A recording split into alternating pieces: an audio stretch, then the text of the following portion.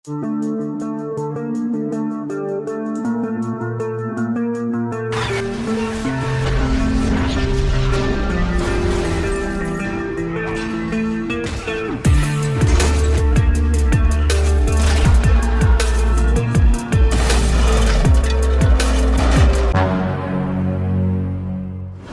semuanya, kembali lagi bersama saya di Antimi Film.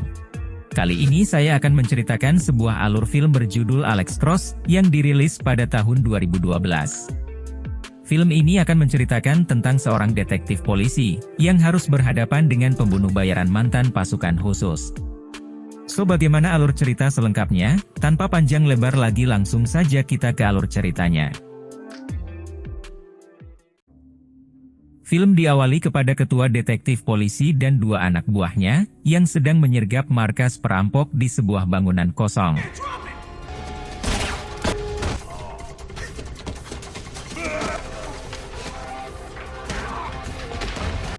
Sampai akhirnya mereka pun mampu melumpuhkan para perampok tersebut.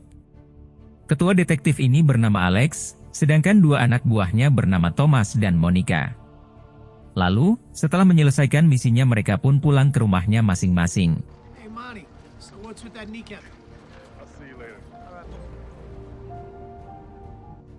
Keesokan harinya kita diperlihatkan kepada seorang pembunuh bayaran yang bernama Picasso. Saat ini, Picasso mendapat tugas dari kliennya, yaitu untuk menghabisi seseorang yang sedang menonton tarung bebas. Setelah mendapatkan transferan dari kliennya, Picasso pun segera memasuki arena tarung bebas itu untuk mencari targetnya. Di sana, dia menemui seseorang yang merupakan pemilik acara tersebut, lalu menyogok orang itu agar dirinya bisa ditarungkan dengan sang juara bertahan yang ada.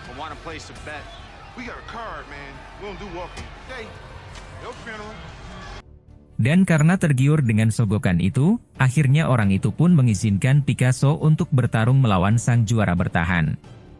Lalu ketika akan memasuki arena pertarungan, Picasso pun menatap tajam ke seorang wanita kaya yang sedang menonton dirinya. Ternyata, Picasso melakukan semua ini untuk mencuri perhatian si wanita, karena si wanita tersebut adalah target Picasso. Sebelum memulai pertarungan, Picasso mengingatkan kepada lawannya agar tidak memukul kepala jika dia tidak ingin cedera selamanya. Sampai akhirnya pertarungan itu pun dimulai.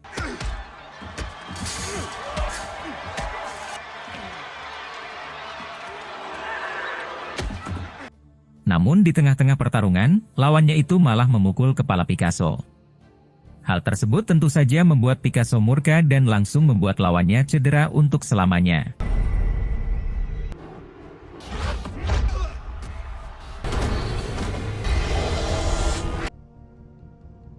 Strategi itu ternyata berhasil membuat si wanita bernama Anna ini menjadi terkesima oleh kehebatan dirinya. Bahkan, si wanita sampai mengajak Picasso untuk mampir sebentar ke rumahnya, lalu mengajak Picasso ke kamarnya untuk melakukan adu mekanik. Namun ketika mereka sedang pemanasan, tiba-tiba saja Picasso menyuntikkan sebuah cairan yang membuat Anna seketika menjadi lumpuh.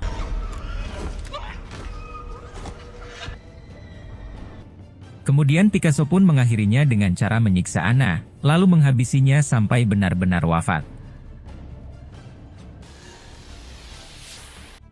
Dan setelah semuanya selesai, Picasso pun akhirnya pergi. Lalu dengan mudahnya ia mampu menghabisi semua pengawal Anna yang berjaga di ruangan bawah. Esokan harinya rumah Anna didatangi oleh para polisi yang akan menyelidiki penyebab kematian Anna. Di sana juga terlihat Alex dan Thomas yang sedang mengolah TKP atas tewasnya Anna. Saat itu Alex berasumsi jika semua ini tidak mungkin dilakukan oleh orang biasa.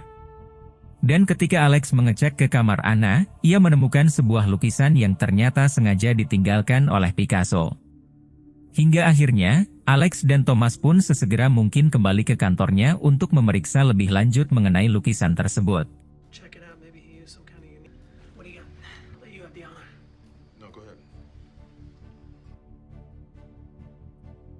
Saat itu Alex berhasil menemukan sebuah tanda yang mengarah ke rekan bisnis Anna, yaitu seorang pria bernama Erich.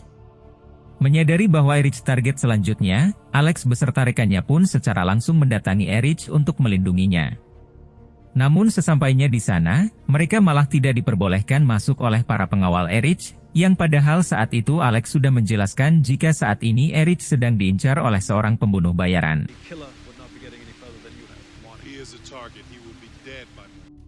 Tak lama setelah itu, salah satu pengawal lainnya datang mengabarkan jika ada yang aneh dengan air mancur di gedung ini.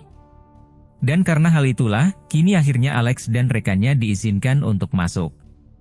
Sesampainya di ruangan Erich, Alex segera memberitahu bahwa saat ini Erich sedang diincar oleh pembunuh bayaran yang kemungkinan sudah berada di sini. Mengetahui itu, Erich pun lalu memerintahkan Alex dan semua pengawalnya untuk mencari pembunuh bayaran itu saat ini juga. Namun di balik itu, ternyata sekarang Picasso sudah memasuki gedung tersebut menggunakan jalur air lalu dengan cepat menghabisi satu persatu pengawal dari Erich.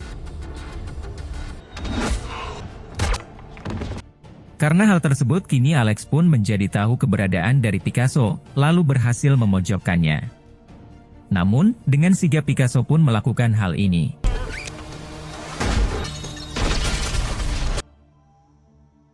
Karena ledakan tersebutlah kini Picasso pun berhasil lolos dari Alex dan yang lainnya.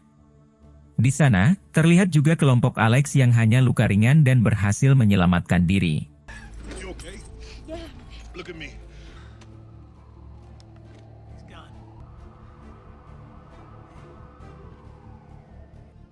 Kembali ke Picasso yang saat ini baru sampai di rumahnya. Di sana, dia terlihat sangat marah karena baru pertama kali ini misinya harus gagal.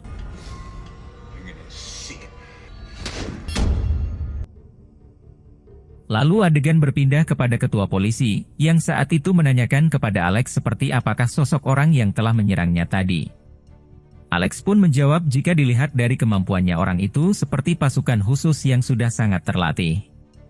Mulai dia mengelabui Anna, hingga menghabisinya sampai dia masuk menggunakan jalur air ke gedung Erich. Menurutnya orang biasa jelas tidak mungkin mempunyai keahlian seperti itu. Lalu, Alex juga menjelaskan kalau Anna dan Erich adalah rekan bisnis yang sudah membangun proyek besar. Mereka juga tidak hanya berdua, melainkan ada satu orang lagi bernama Mercier yang ikut andil dalam proyek tersebut.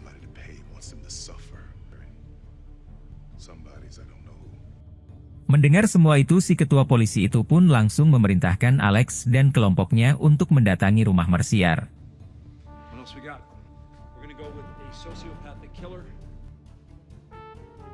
Sore harinya Alex dan rekannya mendatangi rumah Mercier. Dan di sana, mereka langsung disambut baik oleh sekretaris dari Mercier. Sampai tak lama kemudian datanglah Mercier menghampiri Alex dan rekannya. Dan Alex berjabat tangan, ia terfokus pada batu cincin yang dipakai oleh Mercier. Kemudian Mercier pun mengatakan jika batu cincin ini pemberian dari seorang raja, dan ia tidak pernah melepaskan batu cincin tersebut.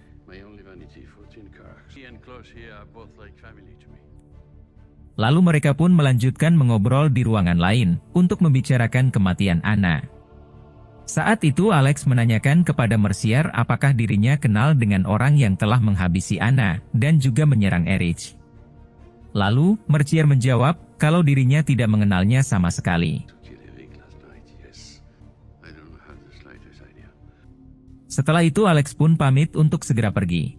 Dan di sini, Alex terlihat seperti curiga karena Mercier sedikit gugup ketika menjawab pertanyaan dari Alex.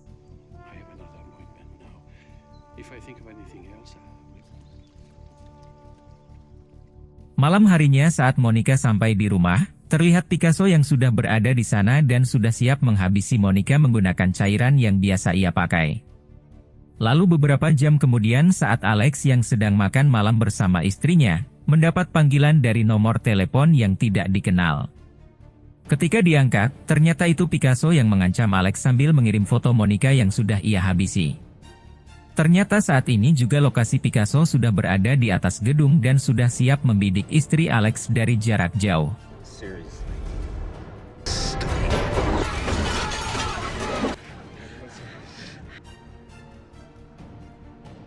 Saat itu Alex merasa sangat terpukul karena istrinya dan Monica harus menjadi korban.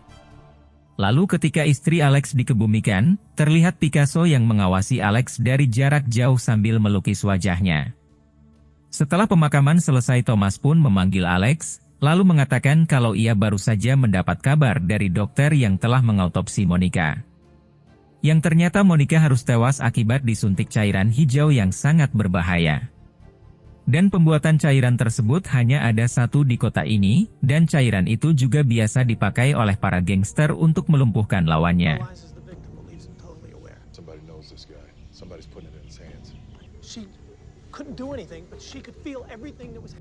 Keesokan harinya Alex dan Thomas mendatangi ketua gangster yang ada di kota itu. Sesampainya di sana, Alex langsung menanyakan dari mana mereka mendapatkan cairan tersebut. Awalnya si ketua gangster ini tidak mau memberitahu Alex. Namun ketika Thomas mengarahkan laser senjatanya ke arah kepala si ketua, akhirnya ia mau memberitahu alamat si pembuat cairan tersebut kepada Alex.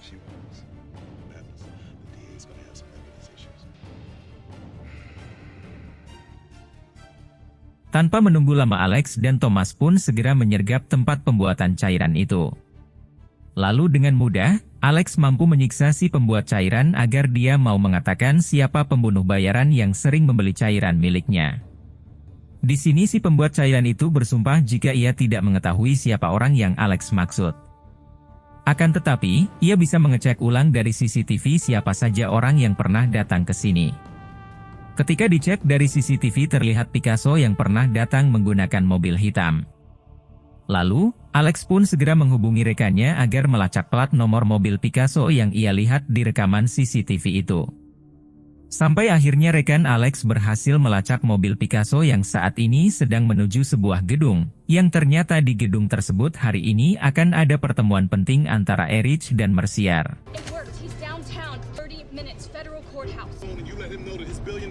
Tanpa menunggu lama, Alex dan Thomas pun segera pergi menuju gedung tersebut. Di tengah perjalanan, Alex juga mengerahkan semua polisi agar segera datang ke gedung itu.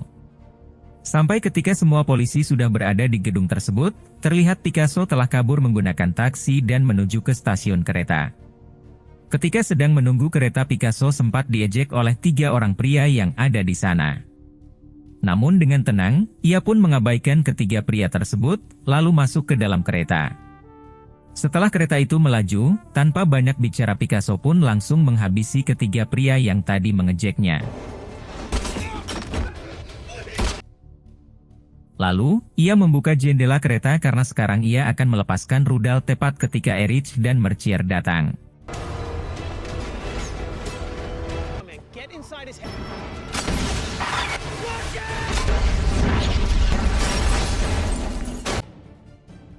Setelah berhasil menghabisi Erich dan Mercier, ia pun kemudian turun dari kereta lalu kabur menggunakan mobil.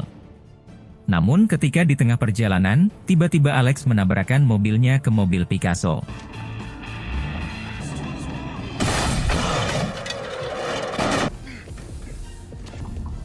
Namun di sana Picasso berhasil melarikan diri ke dalam gedung kosong, sampai pertarungan antara mereka pun tak terhindarkan.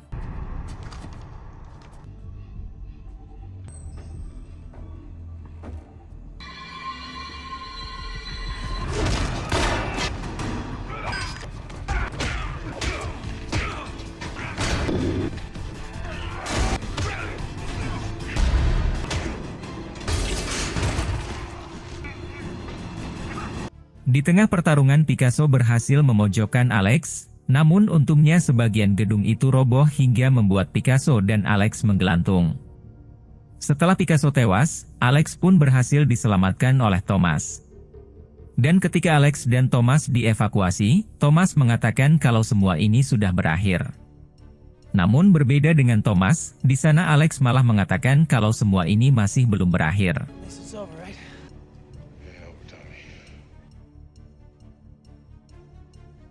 Beberapa hari kemudian, kita dibawa ke sebuah villa di Pulau Bali. Tiba-tiba saja, pegawai villa di sana berlari sambil membawa ponsel bosnya karena ada panggilan masuk. Ternyata bos mereka adalah Mercier yang sampai sekarang ternyata masih hidup.